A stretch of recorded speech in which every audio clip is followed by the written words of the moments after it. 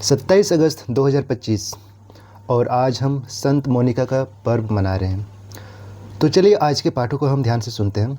और हमारा पहला पाठ है पहला थेसलोनिकियों अध्याय 2 पद संख्या 9 से 13। भाइयों, तुम्हें याद होगा हमारी मेहनत और परिश्रम। हमने रात दिन काम किया ताकि तुम में से किसी पर बोझ न बने, और हमने तुम्हें परमेश्वर का सुसमाचार सुनाया। तुम हमारे लिए और प्रभु के लिए गवाह हो कि हम तुम में से विश्वास करने वालों के बीच कितने पवित्र, धर्मी और निष्कलंक थे।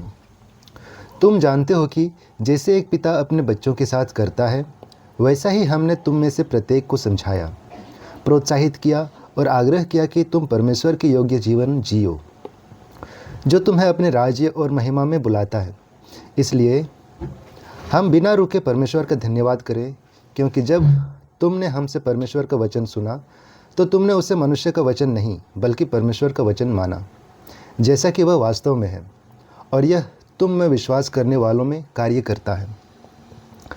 यह प्रभु की वाणी है। ईश्वर को धन्यवाद। तो पहला पाठ का हमारा सारांश है, पौलुस थेसलोनिकियों को उनकी मेहनत और सुसमाचार प्रचार की याद दिलाता है। उन्होंने निस्वार्थ सेवा की और विश्वासियों को पिता की तरफ प्रोत्साहित किया कि वे ईश्वर के योग्य जीवन जिए। थेसलोनिकियों ने परमेश्वर के वचन को सच्चाई से स्वीकार किया, जो उनके जीवन में कार्य करता है। यह निस्वार्थ सेवा और वचन की शक्ति को दर्शाता है। भजन। हे प्रभु, तूने मुझे जांचा और जाना। मैं तेरे आत्मा से कहाँ भागूं? तेरे सामने से कहाँ जाऊं? यदि मैं स्वर्ग पर चढ़ जाऊं तो तू वहाँ है। यदि मैं अधोलोक में बिछौना बिछाऊं तो तू वहाँ है। भजन।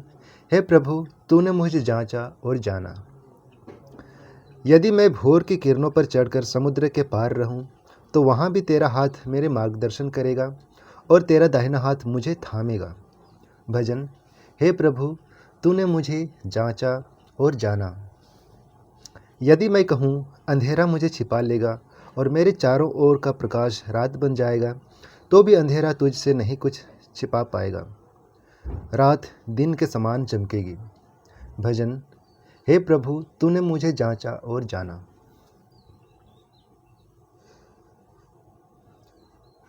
और इस भजन का हमारा सारांश है, यह भजन ईश्वर की सर्वव्यापिकता और सर्वज्ञता की स्तुति करता है। वह हर जगह है, स्वर्ग, अधोलोक, समुद्र, और हमें हमेशा थामता है। यह हमें याद दिलाता है कि हम ईश्वर से छिप नहीं सकते और उसका मार्गदर्शन हमेशा हमारे साथ है।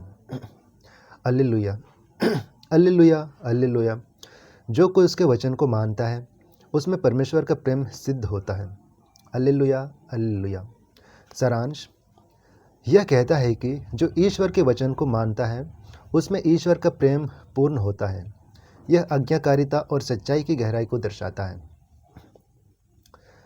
संत मत्ती के अनुसार आज का पवित्र सुसमाचार अध्याय 23 पद संख्या 27 से 32। यीशु ने कहा, हाय शास्त्रियों और फरीसियों, तुम कपटी हो। तुम चूने से पुती हुई कब्रों के समान हो, जो बाहर से तो सुंदर दिखती है, पर भीतर मरे हुओं की हड्डियों और हर प्रकार की अशुद्धता से भरी है। वैसे ही तुम बाहर से लोगों को धर्मी दिखते हो, पर भीतर कपट और अधर्म से भरे हो। हाय शास्त्रियों और फरीसियों, तुम कपटी हो। तुम नबियों की कब्र बनाते हो और धर्मियों की समाधियों को सजाते हो, और कहते हो, यदि हम अपने पितरों के समय में होते तो हम नबियों के खून के भागी ना होते। इस तरह तुम स्वयं गवाही देते हो कि तुम उन लोगों के वंशज हो जिन्होंने नबियों को मारा। तो अब तुम अपने पितरों का प्याला पूरा करो। सारांश। यीशु फरीसियों और शास्त्रियों की कटु निंदा करते हैं, जो बाहर से धर्मी दिखते हैं लेकिन कपट और अधर्म से भरे हैं। वे नबियों की कब्र सजाते हैं, लेकिन उनके पितरों ने नबियों को मारा। यह बाहरी दिखावे और सच्ची धार्मिकता के बीच अंतर को दर्शाता है। तो आइए आज के इन पाठों पर हम मन चिंतन करेंगे और इसे हम पॉइंट बाय पॉइंट आसान भाषा में समझने का कोशिश करते हैं। ठीक है। इस दिन के पाठों और सुसमाचार का मनन हमें निस्वार्थ सेवा, ईश्वर की सर्वव्यापकता वचन की शक्ति और सच्ची धार्मिकता पर केंद्रित करता है। संत मोनिका की प्रार्थना और धैर्य इसे और गहरा बनाता है। आइए हम इसे सरल भाषा में समझने का कोशिश करते हैं। पहला पॉइंट है निस्वार्थ सेवा और वचन की शक्ति, जिसे कि हमने पहला पार्ट में सुना। पौलुस ने रात दिन मेहनत कर सुसमाचार सुनाया और थेसलोनिकियों को पिता की तरफ प्रोत्साहित किया। उन्होंने ईश्वर के वचन को सच्चाई से स्वीकार किया। यह हमें सिखाता है कि सच्ची सेवा निस्वार्थ होती है। पौलुस ने दूसरों पर बोझ नहीं बनकर प्रेम दिखाया। क्या हम अपनी सोच में निस्वार्थ हैं? थेसलोनिकियों की तरह हमें ईश्वर के वचन को हृदय से स्वीकार करना चाहिए। संत मोनिका की तरह जिन्होंने अपने बेटे के लिए अथक प्रार्थना की, हमें भी दूसरों के लिए प्रार्थना और सेवा करनी चाहिए। यह हमें याद दिलाता है कि वचन हमारे जीवन में कार्य करता है। दूसरा पॉइंट है ईश्वर की सर्वव्यापकता, जिसे आज के भजन में हमने सुना। भजन 139 कहता है कि हम ईश्वर से छिप नहीं सकते, वह हर जगह है और हमें जानता है। यह हमें आश्वासन देता है कि कठिन समय में भी ईश्वर हमारे साथ है। क्या हम उसकी उपस्थिति पर भरोसा करते हैं? संत मोनिका ने कठिन समय में यानी कि अगस्तिन के धर्म त्याग के दौरान प्रार्थना में ईश्वर पर भरोसा रखा। यह हमें केंद्रित करता है कि हम प्रार्थना में ईश्वर का मार्गदर्शन मांगें, चाहे हम कहीं भी हों।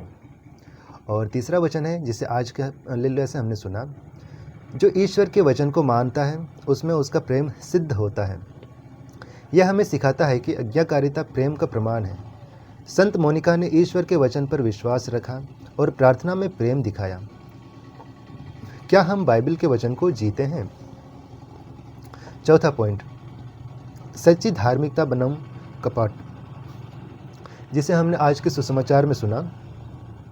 यीशु फरीसियों की कपट की निंदा करते हैं, जो बाहर से धर्मी दिखते हैं लेकिन भीतर अधर्मी है।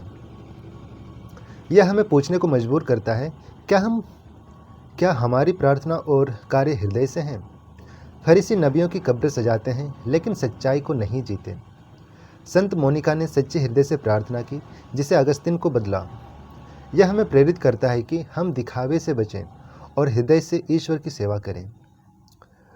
कुल मिलाकर ये पाठ हमें सिखाते हैं कि सच्चा विश्वास निस्वार्थ सेवा, प्रार्थना और हृदय की धार्मिकता में दिखता है। ईश्वर हर जगह है और हमें मार्गदर्शन देता है।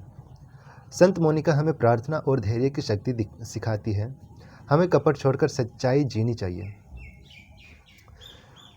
तो आज का जो हमने पाठ में सीखा, उसे हम अपने दैनिक जीवन में कैसे अपना सकते हैं, तो उसको हम थोड़ा सा देखते हैं। इन शिक्षाओं को जीवन में लागू करने के लिए हम ये सब कदम उठा सकते हैं जो पौलुस की सेवा, भजन की सर्वव्यापकता और यीशु की सच्चाई से प्रेरित है। पहला है निस्वार्थ सेवा करें। पहला पाठ, क्या हम दूसरों की मदद करें बिना कुछ अपेक्षा के। पौलुस की तरह अपने विश्वास को कार्यों में दिखाएं। हर हफ्ते किसी ज़रूरतमंद को समय या संसाधन दें, जैसे गरीबों को भोजन देना। कार्यस्थल पर दूसरों की मदद करें बिना प्रशंसा की चाह किए, और इससे यह आपका विश्वास मजबूत करेगा और दूसरों को प्रेरणा देगा। प्रार्थना में धैर्य रखें। पहला पाठ और संत मोनिका से हमने सुना, तो हम इसके लिए क्या कर सकते हैं? संत मोनिका की तरह परिवार या दोस्तों के लिए प्रार्थना में धैर्य रखें। रोज़ बाइबल पढ़ें और वचन को हृदय में लें। जैसे अगर कोई रिश्तेदार विश्वास से भटक गया है तो उसके लिए रोज़ प्रार्थना करें, जैसे मोनिका ने अगस्तिन के लिए की। रोज़ प्रार्थना करें और इससे आपका क्या होगा? यह आपको आशा देगा और रिश्तों को बदल देगा। तीसरा पॉइंट है ईश्वर की उपस्थिति पर भरोसा। जो आज का भजन से हमने सुना, हम क्या कर सकते हैं? रोज़ भजन 139 पढ़ें और प्रार्थना करें कि ईश्वर का मार्गदर्शन हमेशा आपके साथ है। कठिन समय में उसकी उपस्थिति को याद करें। अगर आप तनाव या डर में हैं तो प्रार्थना करें, प्रभु तू मेरे साथ है। डायरी में लिखें कि ईश्वर ने कैसे आपका मार्गदर्शन किया, और इससे क्या होगा? यह आपको शांति और आत्मविश्वास देगा। चौथा पॉइंट है वचन में प्रेम दिखाएं। हम क्या कर सकते हैं? बाइबल के वचन को रोज़ जीने की कोशिश करें। छोटे कार्यों से आज्ञाकारिता दिखाएं, जैसे प्रेम और क्षमा। अगर कोई आपसे बहस करता है तो गुस्सा छोड़कर क्षमा करें रोज़ एक बाइबल आयत पढ़ें और उसे लागू करने का कोशिश करें, और इससे क्या होगा, यह आपके हृदय में ईश्वर का प्रेम बहुत बढ़ाएगा।